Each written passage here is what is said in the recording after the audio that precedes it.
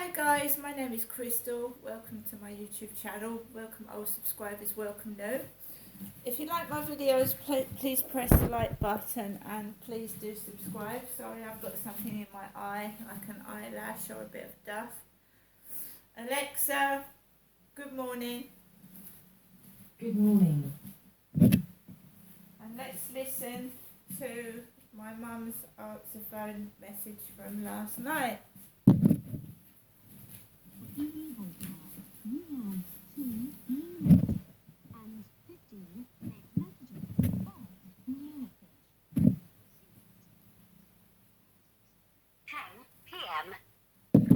Good afternoon, Jeanette. It's me, your mum, speaking to you from my landline. Your message will be saved for 7 days. Next new message. Received yesterday at 7:36 p.m. Good evening, Jeanette. Giving you the last telephone call of the day to you, Jeanette, from me, your mum, Jennifer. I hope you had a good day. Wishing you good night and God bless, and I'll give you a phone call tomorrow morning. Okay, bye for now, Janessa. Thinking of you. To return the call at your normal call rate, your message will be saved for 7 days first. Right. My mum called last night after I came back off the field with Max. So normally my mum will call and then maybe 15 minutes afterwards I'll get some kind of incident on the field. At night this is. But I've been going out before my mother calls me. And yesterday was really, really quiet. There were women on the field and there was nothing nasty happened at all. So I've just told my mother, I don't know if anyone was in the background sitting with my mother. I know that Sue goes into my mother around 9 o'clock and sits down and has a chat with her, and she also goes into my mum's flat about 6 o'clock in the evening and has a chat with my mother, and they've exchanged mobile phone numbers, so if anything happens to my mum, she's got Sue next door's phone number. So if anything does happen to my mum, Sue has actually been to this block that I live in, returning some washing that I'd left at my mum's. That was last year. And I also lost my phone last year, and a chap came and rang my buzzer and returned the phone to me. So I've just had a conversation with my mum. Like I said, I don't know if there was anyone in the background, but this incident with this guy happened in Rochester, on the Rochester Riverside field, to me. My mother, Jennifer, lives in Chatham, and my mum hasn't got a chihuahua. She's not very mobile.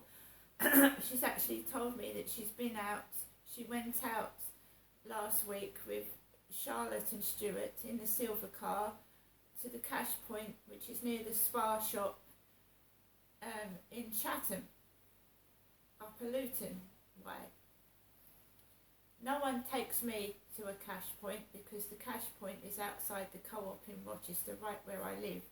It's handy where I live, the flat is safe and secure where I live. Somebody is trying to cause trouble.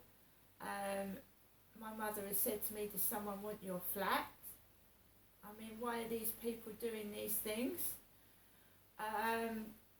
So it's about 2 or 3 minutes walk away to the co-op and the cash point out of my flat. I've lived in this flat since August 2020. I'm not a new tenant. I moved in nearly 3 years ago now, and everything's getting older, etc.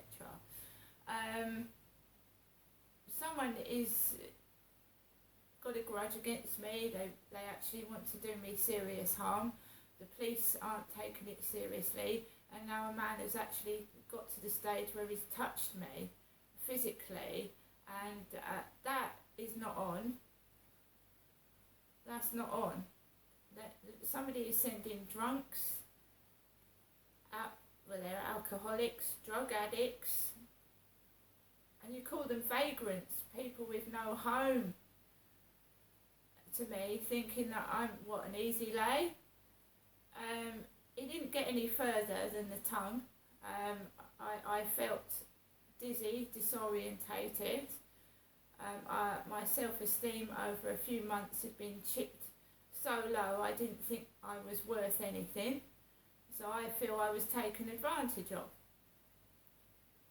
This is what happens when a perpetrator chips and chips and chips away at your self-esteem and you think you're worth zero, worth nothing, and that you can accept anything. And that is what happened to me. Now I've got to regain my confidence, rebuild my self-esteem, hold my head up high and say, wankers, that's not happening again. I don't feel angry.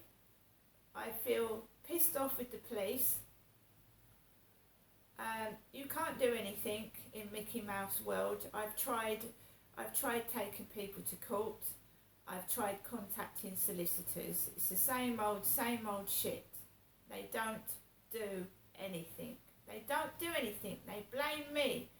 Solicitors I pick to represent my case start siding with the other side. And the case is dropped or they don't do anything. I don't know what the fuck is going on. Something is wrong. Something is bogus. Something is not quite right, but there's nothing you can do, not on your own.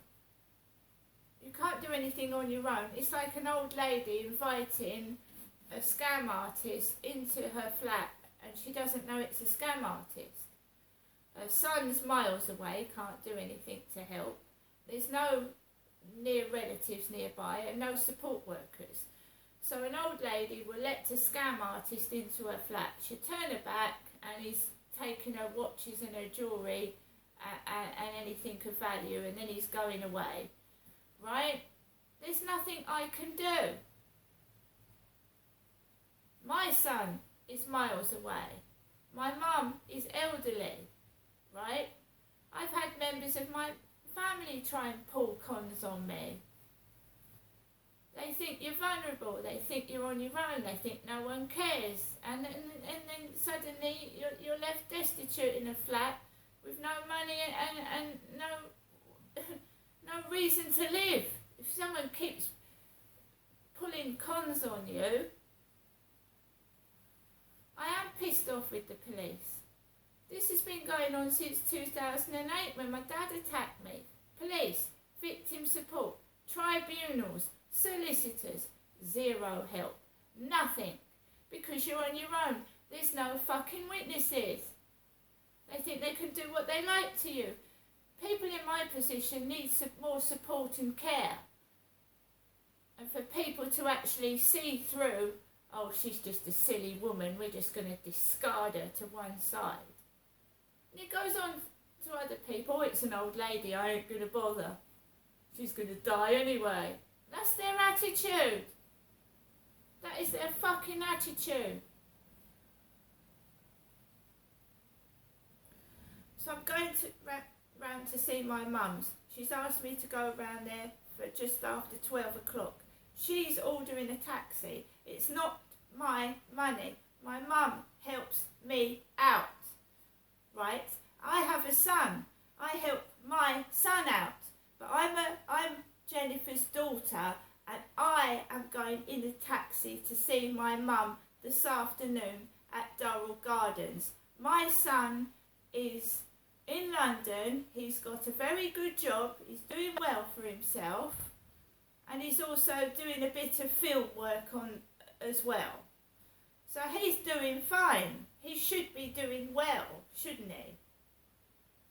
Right? I am a disabled woman. I'm on benefits. I'm going up to see my elderly mother who may have the onset of Alzheimer's.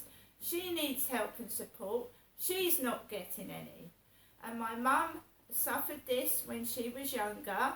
She told me that my sister Amanda, when she couldn't get any money, she used to lie in the road. My sister used to lie in the road and say, if you don't give me any money, I'll get run over. You see, manipulating people. And all the time when my father was hitting my mother, my sister was doing this to my mum, no one did anything to help my mother. And they haven't done anything to me when I've been beaten. I mean, Dad was doing those things to me at holiday parks, right in front of people. My dad used to beat my mother with cider bottles in a public